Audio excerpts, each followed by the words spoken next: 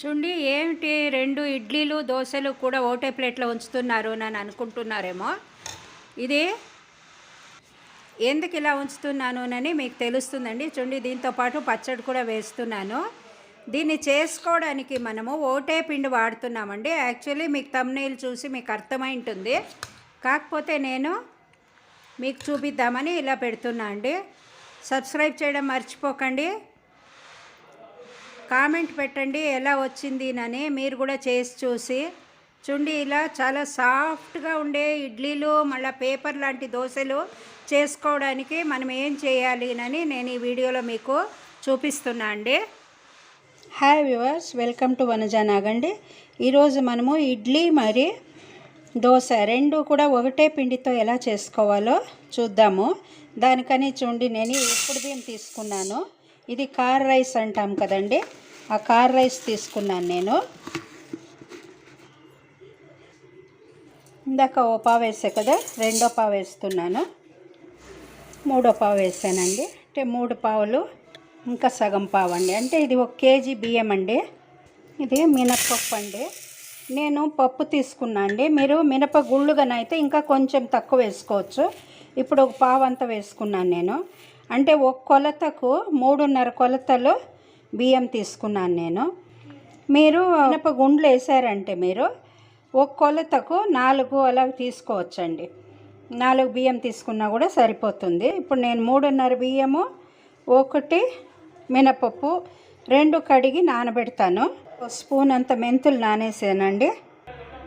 చూడండి నేను రెండింటిని పప్పు మళ్ళా బియ్యం 2 కడిగి ఇలా మూతలు ఉంచేస్తానండి. దీనిపైన ఇలా మూత ఉంచి బాగా దీన్ని నాననిచ్చి తర్వాత రుబ్బుకుందాము. ఇప్పుడు నానిన మినప్పప్పును గ్రైండర్లోకి వేసి రుబ్బుకుందామండి. ఫస్ట్ గ్రైండర్ ఆన్ చేసి నేను నీళ్లు వేసాను. డైరెక్ట్గా వేయకూడదండి, నీళ్లు వేసినాకనే మనము పప్పు వేసుకోవాలి, లేకుంటే స్ట్రక్ అవుతుందనండి. సో ఇలా పప్పు అంతా కూడా అందులోకి వేసేసి బాగా రుబ్బుకుందామండి. అది ఫ్లప్పీగా రావాలండి.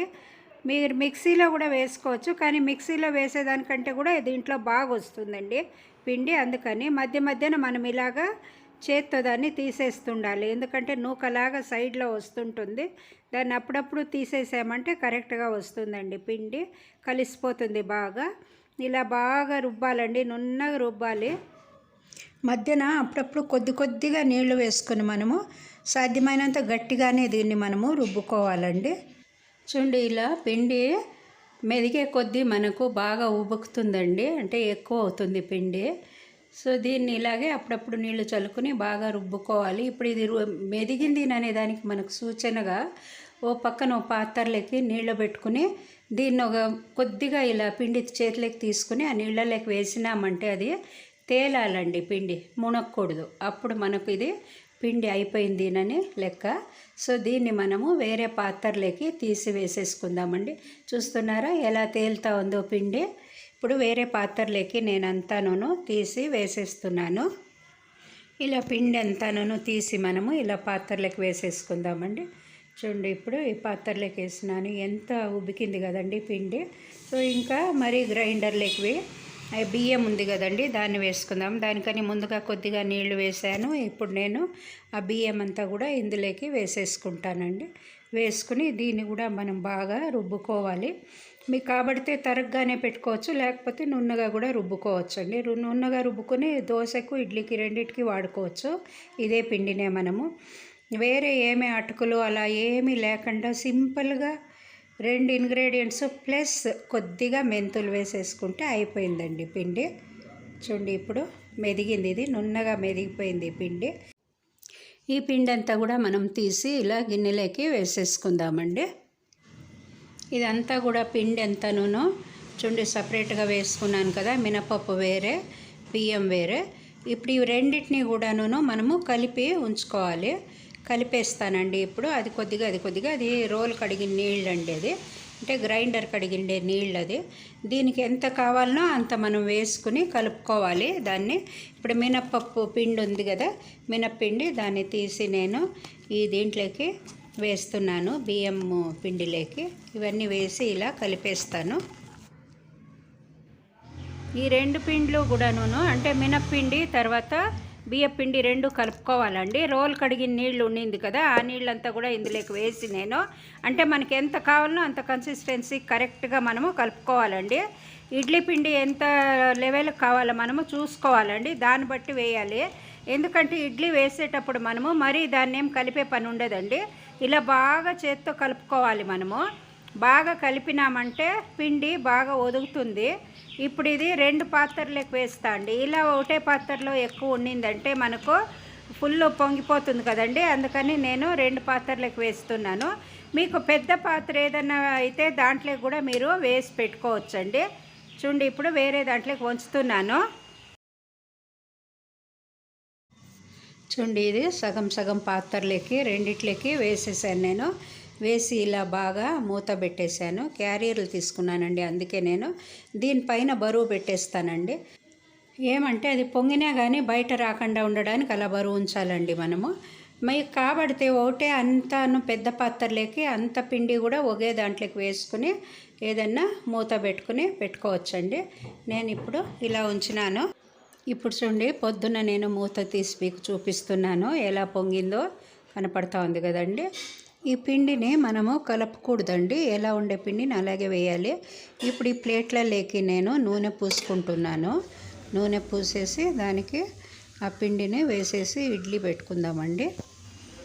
ఈ ప్లేట్లలో కొంచెము గ్యాప్ ఉండేటట్టు వేసుకోవాలండి మనం. పిండి ఎక్కువ ఫుల్గా వేసేసామంటే మనం మరి ఇడ్లీలు ఒకటికొకటి అతుక్కుపోతాయండి, పొంగుతాయి కదా ఇడ్లీలు. అందుకని కొద్దిగా తక్కువ వేసి మనము కరెక్ట్గా పెట్టుకున్నామంటే ఇడ్లీలు చాలా సాఫ్ట్గా వస్తాయి.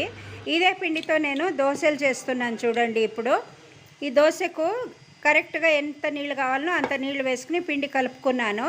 పొయ్యి మీద పెనం ఉంచి నేను దోశ చేస్తున్నాను. చాలా బాగా వస్తుందండి ఈ దోశలు, మనకు పేపర్ దోశలాగా వస్తుందండి. సో రుచిగా కూడా ఉంటుందండి, ఎక్కువ టేస్ట్గానే ఉంటుంది. గొంతులో కాలడము అలా ఏమీ కాదు, చాలా బాగుంటుందండి. సో మీరందరూ కూడా చేసి చూడండి, ఎలా వచ్చిందో కామెంట్లో పెట్టండి. మర్చిపోకండి బెల్ ఐకాన్ నొక్కండి. ఈ దోశ కాలుతూ ఉన్నట్టే పైన నూనె వేసుకుందామండి. ఇలా నూనె కానీ నెయ్యి కానీ వేసుకోవచ్చు. చూడండి, చాలా ఈజీగా వచ్చేస్తుంది దోశ తీయడానికి కూడా మనకు. మీకు కావాలంటే తిప్పేసుకోవచ్చు, లేకపోతే లేదు. నేను తిప్పేస్తున్నాను. చూడండి, కలర్ కూడా ఎంత బాగుంది. ఇలా దోశలు మరి ఇడ్లీ రెండు కూడాను మనం ఒకటే పిండితో చేసుకుంటే చాలా బాగాను చేసుకోవచ్చండి. చూడండి ఎంత బాగా వచ్చిందో దోశలు, టేస్టీగా కూడా ఉంటాయి. మీరందరూ చూసి చేసి నేను ఇంకా కొన్ని దోశలు వేసి ప్లేట్లో ఉంచుతున్నానండి. ఇటువైపు మనం కుక్కర్లో ఇడ్లీ ఉంచున్నాం కదా, ఇడ్లీ కూడా అయిపోయింది. చూడండి చాలా సాఫ్ట్గా అయిందండి ఇడ్లీ. ముట్టి చూస్తే తెలుస్తూ ఉంది నాకు ఎంత బాగా అయిందంటే ఇంకంత బాగా అయిందండి. దీన్ని బయట పెట్టినా కదా, కొద్దిగా పైన నీళ్లు చల్లుకుని ఇలా తీసుకుందాము. చూడండి ఎలా ఉందో ఇడ్లీ, చాలా బాగా వస్తుందండి. సో మీరందరూ కూడా చేసి చూడండి, ఎలా వచ్చిందో కామెంట్ చేయండి, లైక్ చేయండి, షేర్ చేయండి. కొత్త వాళ్ళైతే సబ్స్క్రైబ్ చేయడం మర్చిపోకండి. చూడండి, చూస్తుంటేనే తినబుద్ధి అవుతుంది కదండి. మీరందరూ కూడా చేసుకోండి, కామెంట్ ఖండితంగా చేయండి. దీనికి పచ్చడి కానీ సాంబార్ కానీ వేసుకుని మనం తినచ్చండి. నేను పచ్చడి పెడుతున్నాను, ఉల్లిగడ్డ పచ్చడి చేశాను నేను. తర్వాత వేరుశెనగ గింజల పచ్చడి కూడా చేశానండి. ఏది కావాలంటే అది వేసుకుని తినచ్చు.